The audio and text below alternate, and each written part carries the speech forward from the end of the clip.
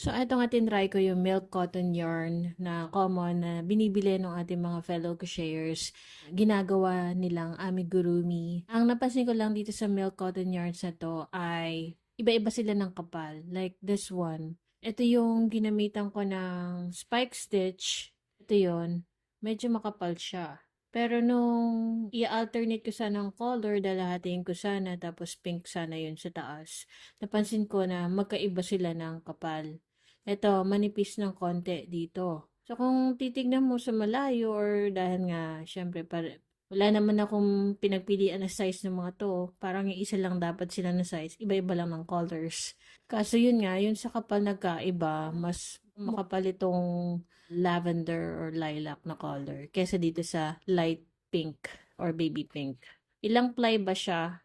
So, nakikita kasi kung ilan yung nakatwist. 5 ply siya. Pero, mas manipis itong dalawang color. Ito hindi ko pa na-try. Kanina, gumawa ako ng oval base na pink. Nakita ko yung difference. Maliit talaga yung size niya kaysa dito sa nagawa ko. Using the same hook na 3.5. Ewan ko kung yun sa ibang fellow crocheters natin kung anong crochet hook size ang ginagamit nila. Maybe nasa 3mm lang. For this siguro, pwedeng 3mm.